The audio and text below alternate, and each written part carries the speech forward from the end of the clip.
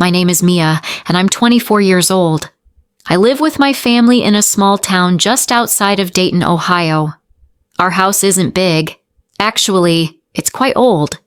But for years, I've tried to keep it warm and stable, at least on the surface. My family consists of 4 people. Me, my mom Sandra, my dad Gary, and my younger brother Liam, who just turned 17. After graduating from community college, I started working at an insurance company. The salary isn't high, but it's enough for me to cover most of the household expenses.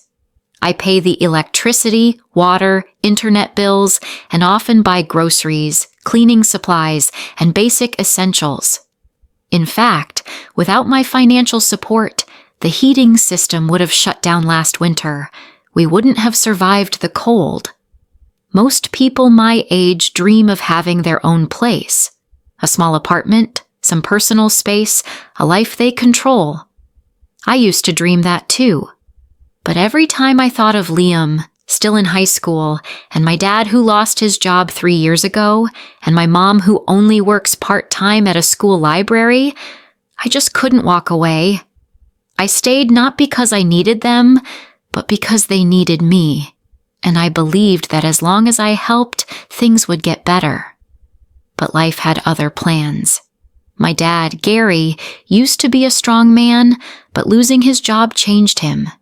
He grew bitter, silent, and drank more often.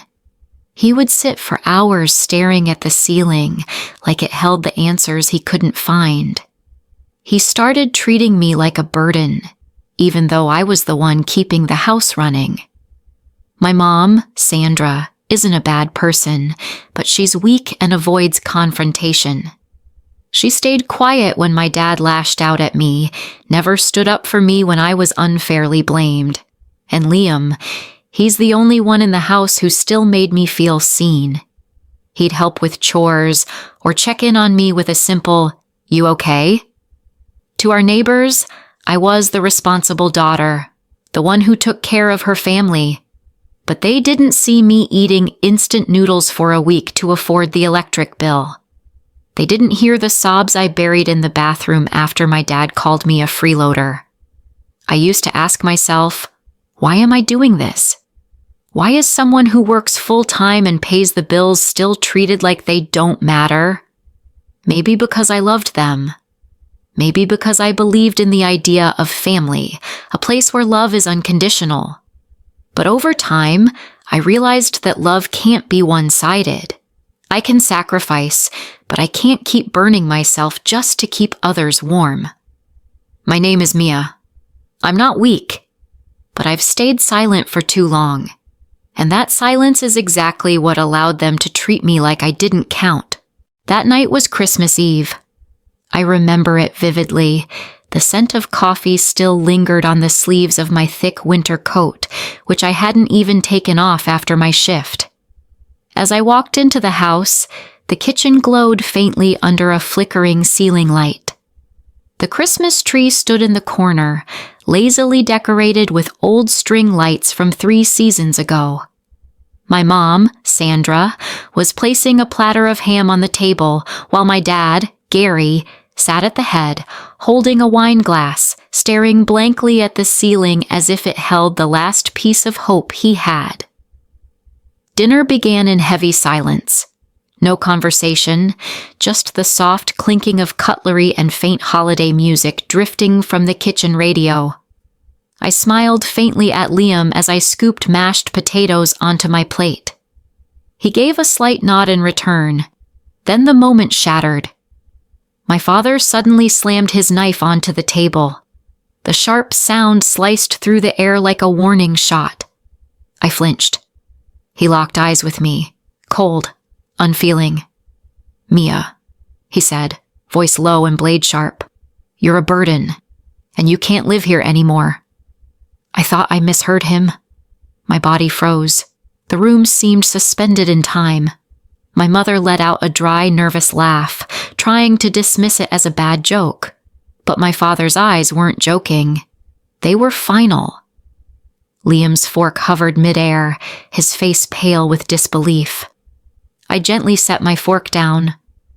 "What did you just say?" "You heard me," he said, firmer now.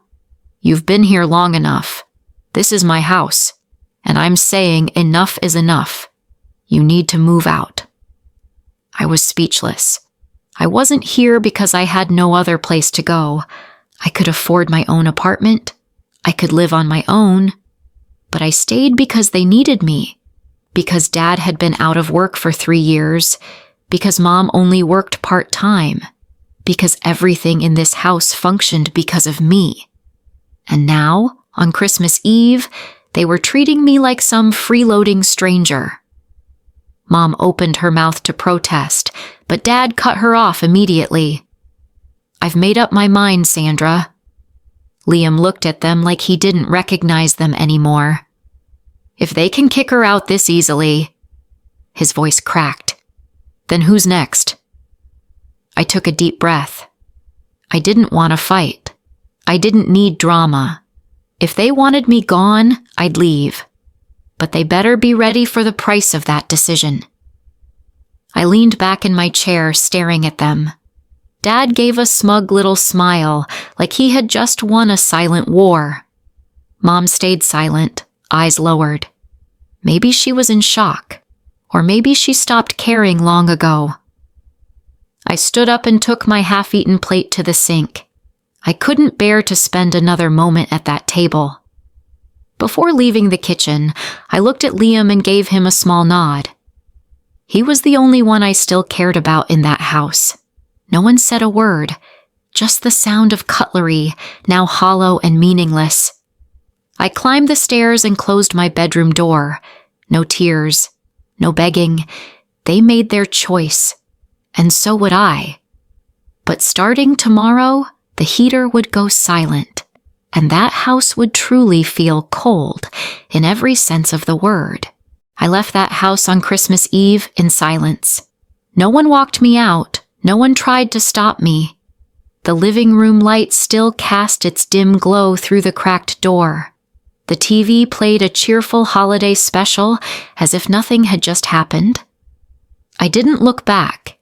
The freezing wind slapped my face, but I didn't shiver. I only felt free. My suitcase, heavy with the remains of my life in that house, clothes, some notebooks, a few personal items, was tucked in the trunk. I sat in the driver's seat, closed the door, and gripped the steering wheel. For the first time in years, my hands didn't tremble. I knew one thing with certainty. From now on, my life would no longer be dictated by anyone else. I drove to Marissa's place, a colleague who once said, "Stay as long as you need," without asking for explanations. She opened the door, said nothing, and simply pulled me into a hug. That night, I slept on her small sofa under a thin blanket, but I felt lighter than I had in years.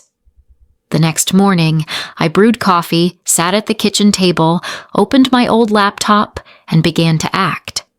I logged into every utility account: electricity, water, internet, Mom's secondary credit card, even the Amazon Prime account she used nightly. My name was still listed as the responsible payer. Every account, every bill was a silent reminder. For 4 years, I had carried everything while they treated it like a given. I opened each account and clicked Remove Payment Info. A prompt appeared. Are you sure you want to leave this account? Once removed, bills will no longer be paid automatically. I clicked Confirm. Then I moved to the next, and the next. Every click was a quiet revolution. No more living as a walking wallet. No more playing the good daughter while sacrificing my own stability. I didn't feel triumphant. I just exhaled, slowly, as if finally breathing for myself. The next 3 days were unusually peaceful. I went to work on time, had dinner with Marissa, read before bed. Her apartment was small, but it was quiet, and no one yelled at me for wanting my own life. Until Wednesday afternoon. My phone buzzed nonstop in my pocket. 5 missed calls from Mom, 2 from Dad, and a message from Liam. Power's out. Dad is screaming all over the house. I didn't reply. Not because I didn't care, but because I had cared too much for too long. An hour later, Mom messaged, "Mia, what's going on? No internet. The TV won't turn on. Your dad's furious. What did you do?" I read it without a shred of guilt. They wanted me gone. Then they should learn to live without me. That evening, as Marissa and I were cooking a simple dinner, the phone rang again. I wasn't going to answer, but something inside nudged me too. "Mia, I don't know what's happening. The power's out. The bills haven't been paid. We can't even watch Netflix anymore." Her voice trembled with fear and confusion. I answered calmly, "Who do you think has been paying for all of that these past 4 years?" Silence. Then her voice soft and nearly guilty. But your father thought." "Exactly," I interrupted. "You believed him? Now both of you get to live with that choice." I hung up. I didn't need to explain anymore. They were used to my silent endurance. Now they would have to get used to my silent absence. I thought that after cutting off all the bills and quietly leaving their lives, things would gradually settle. I believed they would learn how to stand on their own and take responsibility for their lives. But I was too naive. Just days after the power was cut, I received a chilling email from my bank. Suspicious login attempt from an unfamiliar device. My heart dropped. I immediately logged in. 3 failed login attempts, followed by a password reset request. Only one name came to mind: Dad. I called Liam right away. His voice was low and anxious. "Sis, Dad is digging through Mom's old notebooks, the ones where she wrote down all the passwords." I clenched my phone. "Thanks, Liam. Don't say anything to him. I'll handle it." I sat down, opened my laptop, and started changing everything. My bank accounts, emails, shopping apps, even the food delivery services. I added layers of security: 2-factor authentication, OPT codes, fingerprint scans, facial recognition. I left no room for trust anymore. I wasn't just protecting my money. I was protecting my new life. But before I could even exhale, Liam messaged me the next morning. "Internet got shut off today. Last night, Mom had to cook on the gas stove because the microwave's dead. This morning, Dad punched the fuse box." I didn't reply. I simply put my phone down and took a deep breath. I knew the house was descending into chaos, and this was just the beginning. That afternoon, 6 missed calls from Mom. On the 7th, I answered. Her voice was hoarse and trembling. "Mia, what did you do?" "The house is dark. No TV, no hot water. Your father is losing control." I replied calmly, "I only turned off what I was paying for. From now on, you can take care of yourselves, right?" "Mia, this is your home," she said, her voice rising, nearly pleading. I pressed my lips together. This is the place Dad kicked me out of on Christmas Eve. I'm just following orders." Silence lingered. Then she whispered, "Your father thinks you're trying to get revenge." I let out a dry laugh. "No, Mom. I'm just living my own life. What bothers you is that it's no longer about you." I hung up. I thought it was over. But again, I was too naive. The next morning, another bank alert. Suspicious login attempt. Possible fraud. I didn't even have to wonder. I called Liam. His voice was tense. "Dad's been on the computer all morning. Keeps shouting when login fails. He's holding Mom's notebook again." I closed my eyes, my chest tightening. It wasn't just about money anymore. It was a blatant violation of my privacy. "Mia," Liam said quietly, "Dad's been saying some scary stuff. Like, she thinks she's smart. I'll make her regret it." "I'm a little scared." I gripped my phone. "If anything strange happens, lock the door and call me immediately. Got it?" "Got it. I'll keep my phone with me all night." I changed my password again. This time, 16 characters, full of symbols. I removed every device from my accounts, enabled fingerprint access, and filed a fraud alert with the bank. There were no loopholes left.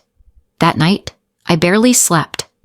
A heavy, nameless dread sat on my chest, and rightfully so. The next morning, as I stepped out of the bathroom, Marissa called from the living room. "Mia, someone's banging on the door." I rushed out, hair still damp, and saw her pale face. "Who is it?" I asked, heart pounding. "No idea, but he's hitting the door hard." I crept to the peephole. My heart sank. It was my father. Standing in the hallway, fist slamming the door, eyes bloodshot. "Mia, open up! You think you're some kind of hero? You think leaving solves everything?" Marissa looked panicked. "Are you calling the police?" I nodded, phone already dialing 911. As the call connected, I stared through the door. He's my father, but he kicked me out. Now he's threatening me at my friend's apartment. I don't feel safe. "The police are on their way," the dispatcher said. "Stay inside. They'll be there in 3 minutes." I stood there, eyes locked on the man who used to be my dad, now hammering at my life like a storm. 3 minutes later, flashing red lights flooded the stairwell. The knock came. "Police. Open up. Stay calm." I opened the door and stepped back. 2 officers entered and addressed him firmly. "Sir, you're disturbing the residents. Your daughter called us because she feels threatened. You need to leave." "She's my daughter," he roared. "I have the right to talk to her." "Not like this," one officer said. "She no longer feels safe." "I'm not going anywhere," he shouted and suddenly lunged at me. The officers restrained him immediately. I looked him in the eye. "I owe you nothing. You chose to push me out of this family. Now live with that choice." The click of handcuffs echoed like the closing chapter of a relationship that had died long ago.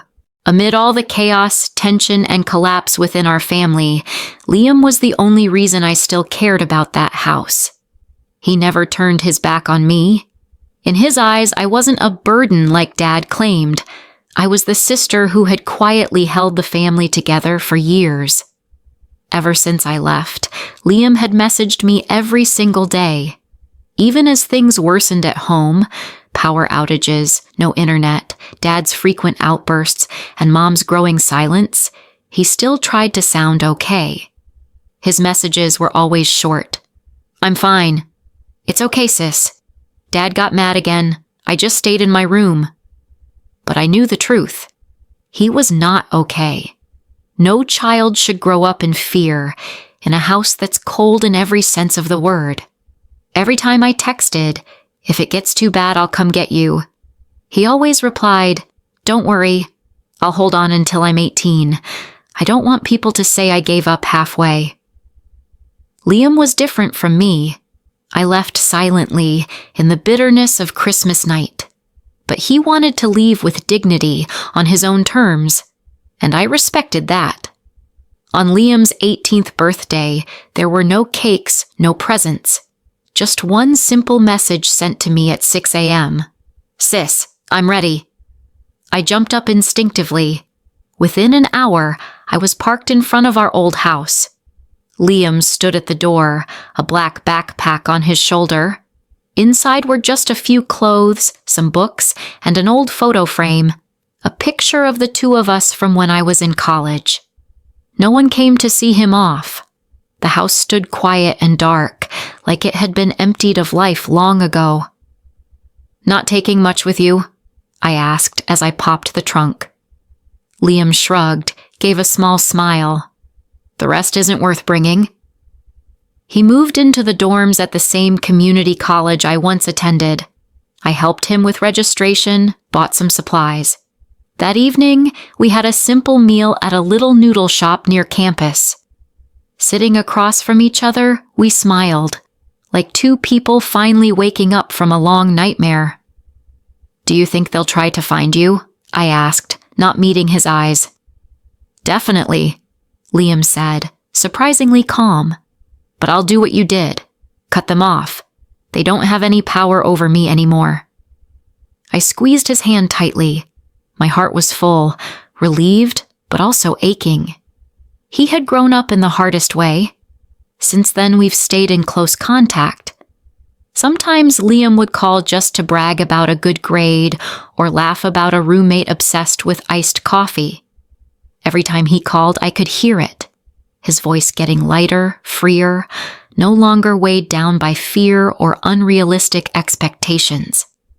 And our parents? After the two of us left, everything truly fell apart. Dad couldn't hold a job, always fighting with supervisors and quitting. Mom worked part-time at a small grocery store, but her pay wasn't enough. Within a year, they were evicted from their rental home for unpaid rent. I only heard about it through a distant relative. The last I received from them was a sloppily folded letter sent to my old address. Inside was a bitter paragraph filled with blame and a few lines of pleading. I didn't reply. Not out of hatred, but because I had nothing left to give. Everything I had, I used to rebuild my life. And the rest, I used to protect Liam. After Liam and I left, that house was no longer a home. It was just an empty shell waiting to collapse. No one paid the bills. No one kept it tidy. There were no voices left. No warmth. My father, the man who once looked so proud in his business suit, couldn't keep a job for more than a few weeks. He constantly clashed with supervisors, lost his temper at work, then quit on a whim. A man who once saw authority as his identity was now nothing but ego and prolonged failure. My mother worked as a cashier at a small neighborhood store. The job was monotonous, the income barely enough to survive. But she clung to it like it was the last thing tethering her to the world. They lived frugally, scrambling for every dollar. No more paid bills, no more full meals, no one left to blame. So they turned on each other. A year after I left, I heard from a distant relative, "Your parents got evicted. They hadn't paid rent for 3 months." The rental home they once occupied now housed strangers. They had moved into a rundown apartment in a rough part of town, known for crime and poverty. They lost everything, financially, socially, emotionally. But what they could never accept was responsibility for their own collapse. In their eyes, I was the traitor, the reason the family fell apart. Not once did either of them ask themselves, what did we do to make our daughter walk away? The last I heard from them came in a letter sent to my old address. The envelope was wrinkled, the handwriting rushed. No apology, just blame. One short paragraph said it all. "If you hadn't turned your back on us, we wouldn't be like this. If you had just understood your parents, we wouldn't have lost everything." And at the end, shaky handwriting added, "Please, reconsider." I didn't respond. Not out of hatred, but because I had learned the most important lesson.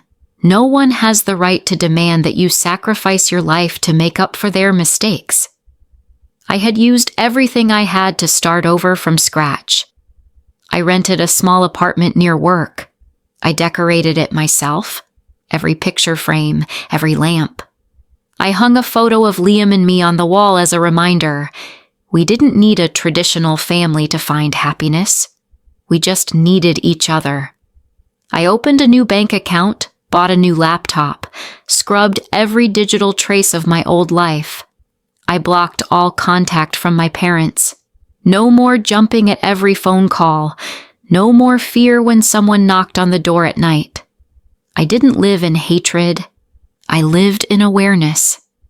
And as I sat by the window, golden light spilling through the white curtain, I knew I was finally on the right path. I had chosen myself. Not out of selfishness, but because I finally understood. No one is worth sacrificing your entire life just to maintain a toxic relationship. As for my parents, they're still alive, but they're no longer my parents. Just two lost people who never learned to take responsibility. No one can help them, because they never truly wanted to change. It's been 2 years since I walked away from that house, away from the pain, the expectations, and the idea of family I once clung to until I had nothing left. I'm no longer the girl who lived in silence, afraid of being rejected. I've become a woman who owns her life, who lives according to her own worth. I have a stable job, a small apartment I decorated myself, and most importantly, I have peace in my heart. Something I didn't even realize I had lost for so many years. But of all the things I've reclaimed, what I'm most proud of is keeping my promise to Liam. He got out of that darkness. He's living his own life now, studying, growing, dreaming about the future. Every time he calls to share a small success or a random story from his dorm, I smile. Because I know he's finally breathing like a free person. And so am I. People often ask me, "Don't you think you were too harsh? Just abandoning your family like that?" But I didn't abandon anyone. I simply stopped letting others walk all over me without consequence. Love cannot exist where there is control. A family is not a home if it makes you shrink every time you walk through the door. Happiness doesn't come from unconditional endurance. It comes from the courage to stop and choose yourself. I no longer hope they'll change, but I know that I have changed. I no longer chase anyone's approval. I don't need to hear, "You were a good daughter." I already know that because I stood up, walked away, and built a life I deserve. Liam and I don't need a perfect family. We just need a connection that's honest. And that's enough. If you've made it this far, maybe you've seen yourself in this story. Or maybe you're still fighting a quiet battle of your own. If so, I just want to tell you this. You have the right to leave. You have the right to say no. You have the right to live your own life, even if it means starting over from nothing. Happiness isn't in carrying everything. It's in knowing when to let go of what's breaking you. Choose yourself, just once, and you'll see. It's not selfish. It's bravery.